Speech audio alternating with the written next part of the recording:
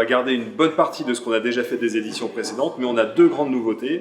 La première, c'est intégrer la seconde main. Voilà, on sait que c'est un point qui est important pour les consommateurs aujourd'hui et on va leur demander d'évaluer leur perception justement de la seconde main et comment les enseignes s'en sortent avec la seconde main. Et la deuxième partie, c'est plutôt ce qu'on appelle un territoire de marque. Quand les gens vont voter pour une enseigne, on va leur demander aussi quelle est l'enseigne concurrente qu'ils ont l'habitude de fréquenter.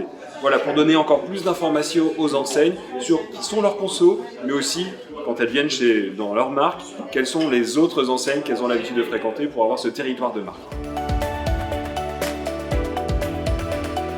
C'est vrai que l'année précédente a été une année record avec 650 000 votes et donc on sent un plébiscite des consommateurs sur le fait de voter et de s'engager pour les enseignes.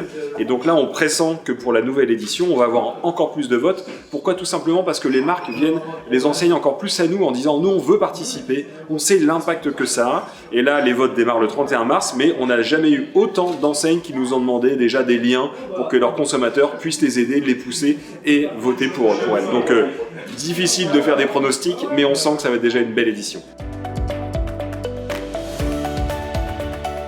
Alors, la qualité, c'est déjà qu'on a un volume important. Ça, 650 000 votants, ça veut dire que pour chaque catégorie représentée, chaque enseigne, on a des volumes qui sont significatifs.